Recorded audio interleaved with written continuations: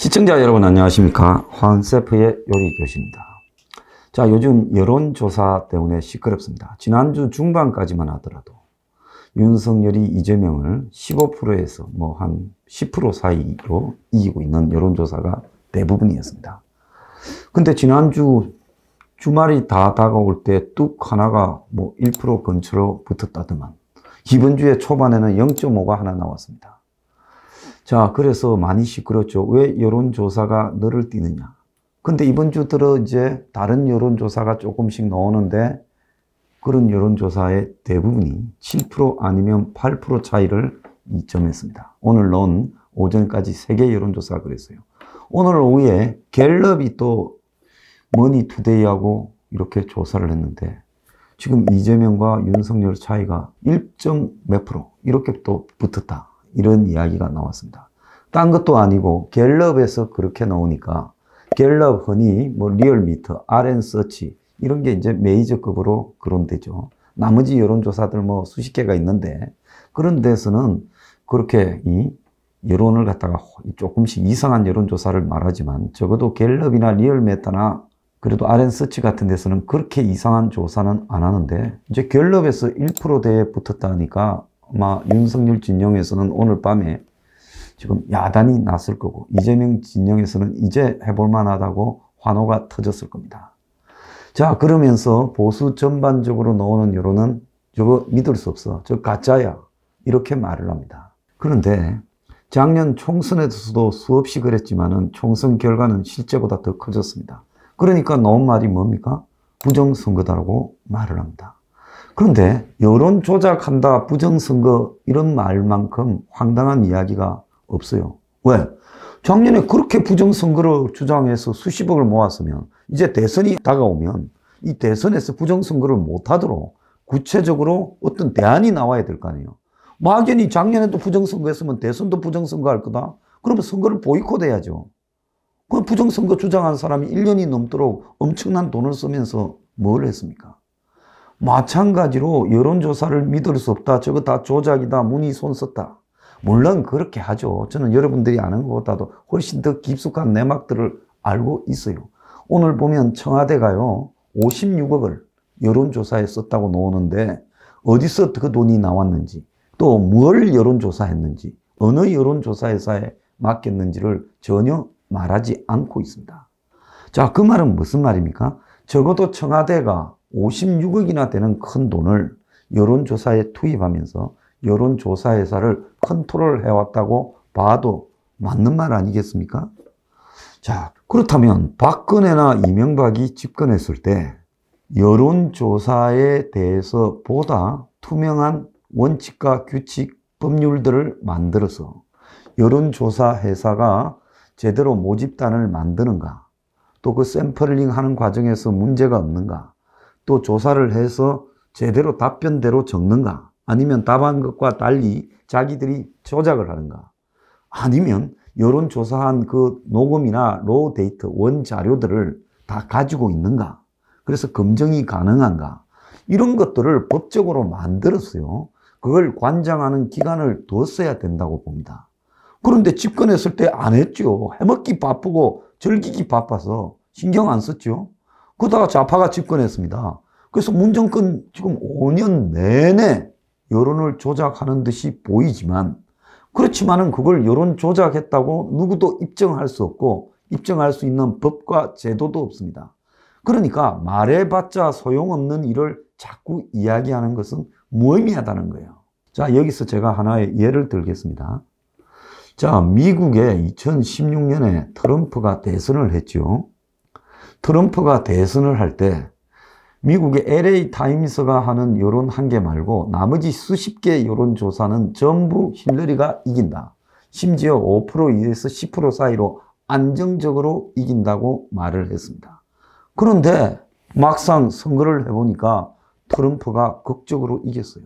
그때 미국 사회에서 도대체 여론조사는 의미가 있는 것인가?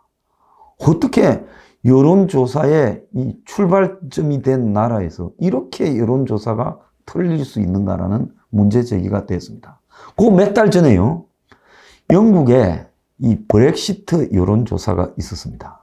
그 브렉시트 여론조사는 당시 영국의 보수당의 캐머런 총리가 선거 공약으로 영국이 브렉시트 하자 말자라는 논란이 있으니까 그냥 선거 때 점수 달라고 그냥 툭 던진 이야기였어요. 내가 총리가 재선이 되면 반드시 영국의 브렉시트에 대해서 이 국민투표에 붙이겠습니다.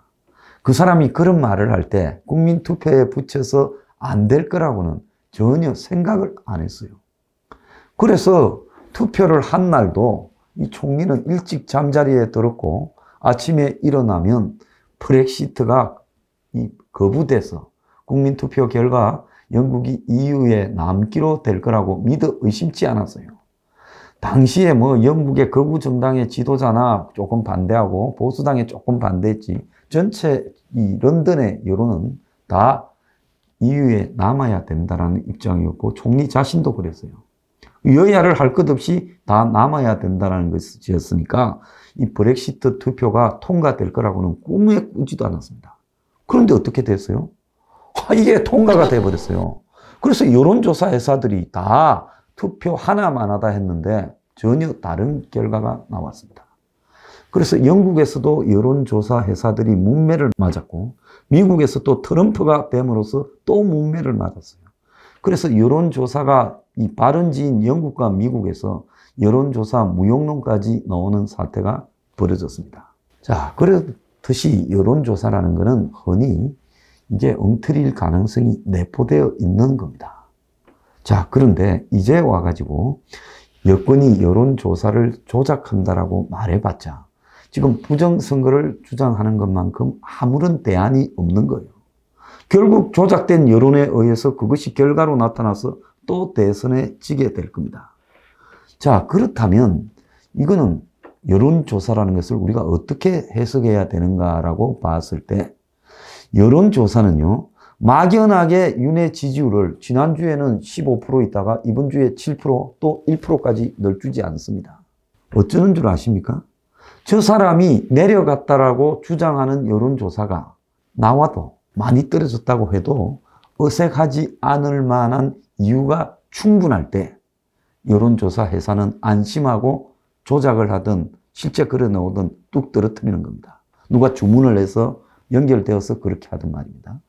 그러면 윤석열에게 여론이 내려갈 만한 요소가 있었습니까? 없었습니까? 오늘 갤럽을 보고 해석을 하는 게 제가 평소에 윤이 저러면 안 된다 하는 이야기를 똑같이 갤럽에서 왜 윤이 1%에 붙었는가를 설명을 해요. 그게 뭐냐? 첫 번째는 윤이 종부세 발언을 해서 소수의 이 종부세 대상, 그게 2%든 3%든 1.7%든 그들을 옹호하는 말을 했습니다. 이것은요, 선거에 나선 사람으로서 선거는 이 머릿수의 싸움입니다. 종부세를 매기는 방식에 문제가 있다는 것은 저도 공감을 합니다. 그렇지만은 대선에 이기기 위해서는 종부세를 말하는 게 아니라 부동산으로 고통을 받는 집 없는 사람들, 아니면 없는 돈을 대출을 받아서 집을 샀다가 부동산이 붕괴되면 고통받을 사람들, 이런 사람들 입장에서 말을 하고 종부세는 그런 말들을 많이 한 다음에 대안을 많이 한 다음에 조용히 이야기를 해야 되죠. 우선순위가 명백하게 틀린 이야기를 했습니다. 그런데 정부의 종부세가 이번 주 월요일인가 나오고 난 이후에 조중동이 전면을 그걸 가지고 이제 두세 개 면을 통해서 종부세 비판을 했습니다. 그런데 그걸 읽는 보수 독자들조차도 이 사람들이 집에 대한 고통, 부동산 폭등에 의한 힘든 사람들은 보도를 안 하다가 이게 소수의 부자들에 관한 이 세금 문제가 나오니까 아예 정면으로 깔구나. 이들 이 조중동 같은 보수 언론이 누구를 위한 언론인가? 이런 이야기가 당장 흘러나오는 거예요. 굉장히 나빴다. 윤이 지지율이 폭락하는 계기가 됐다고 봅니다. 두 번째로 제가 뭔 지적을 했습니까?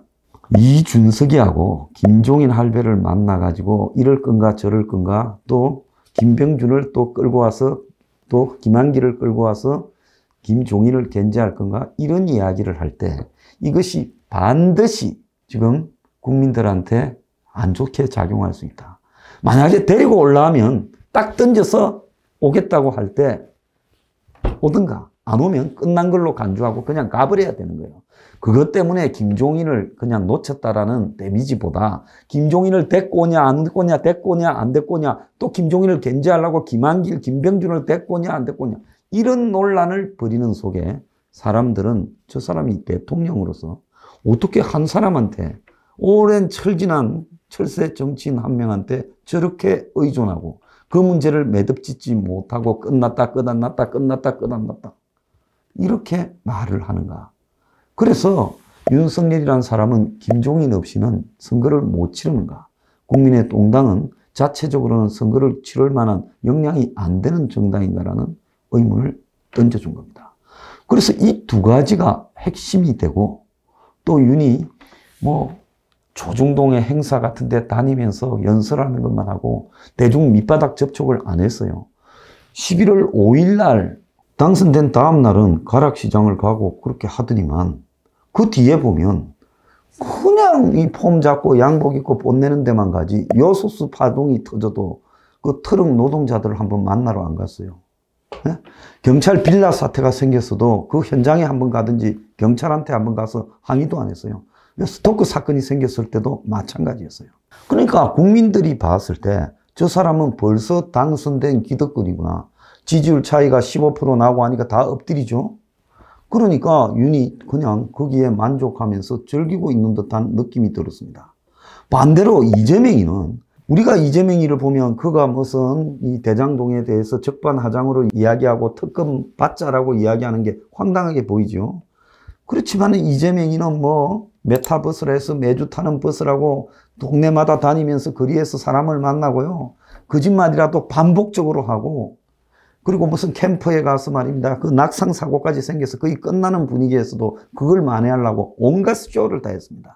그리고는 당의 정권도 넘겨받고 당직자들 다 사표받고 선대위도 나한테 맡기라 새로 짜기로 해서 선대위도 새 출발을 했습니다. 어쨌든 살아남으려고 바둥거리는 모습을 보였어요. 그러니까 또 여론조사회사들이 이재명은 바닥으로 사람을 만나러 다녔고 선대위나 당으로부터 권한을 인계받고 특검을 받겠다 한 게 올라가는 요인이라고 해석을 하는 겁니다. 그래서 야당으로서 선거를 뛴다는 것은 항상 요인만 있으면 언제든지 푹푹 빼도 자연스러운 거예요. 그건 윤석열 본인이 경선 직전에 전두환 사과 또 개 사과 때문에 얼마나 시급을 해서 안 될 뻔하지 않았습니까? 그 두 배쯤 이기고 있다가 줄어들었다고 봐요, 저는요. 그런데 마찬가지로 본인이 당선되고 나서 20일쯤 되는 기간 동안에 아무것도 하는 것 없이 많은 지지율 차이를 즐기고, 그리고 오만해지고, 그리고 마치 당선된 양 폼 잡고 다니는 모습이 국민들 앞에 저 사람이 되면 똑같겠다, 옛날에 누구와, 이런 것들을 불러일으키면서 충분히 내리갈 요인을 제공했다는 겁니다. 그러니까 당장 누가 타격을 받아요? 우리 플래카드스가 타격을 받아요. 그동안에 경찰이요, 아예 다니질 않았어요. 우리가 플래카드스 하는 시간. 오늘 4번을 봤습니다. 일부러 저 앞에 천천히 가요. 약 올린다고. 그러고는 오늘 급기야 제 주변에서 하던 한 사람은 경찰에 연행돼 가는 일까지 벌어졌습니다. 그래서 이런 모습을 보면 얼마나 이 지지율 이 동향에 민감한가라고 알 수 있어요. 이제 윤석열 주변에서요, 며칠 사이에 회의론이 확 퍼지고 다음 주만 되면 골드 크로스가 생길 수도 있어요. 이재명이 윤을 앞질러 간다고 해도 할 말이 없는 겁니다. 그럼 이걸 이기려면 어떻게 해야 되겠습니까? 바닥으로 내려와서 표를 가진 다수 대중들 속에, 서민들 속에 깊숙이 뿌리를 내리는 행동을 하는 것만이 여론조사 회사들이 윤을 낮추고 이재명을 올리지 못하는 유일한 방법이라는 겁니다.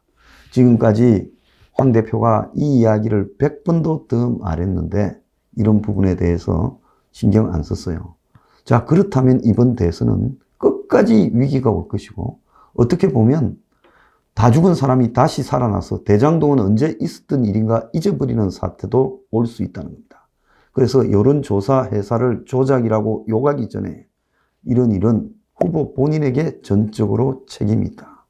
자, 그 떨어질 만한 요인을 계속해서 만들어 놓고 여론 조작이라 해봤자 아무런 소용이 없다. 여태까지 떨어지고 여론 조작이라고 말 안 한 사람 없었습니다.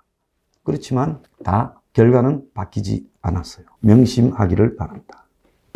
오늘의 디저트. 법과 제도도 없는 여론 조작설. 말해봤자 아무 소용없습니다. 윤석열 지지 하락의 근원은 바로 당신 때문이다.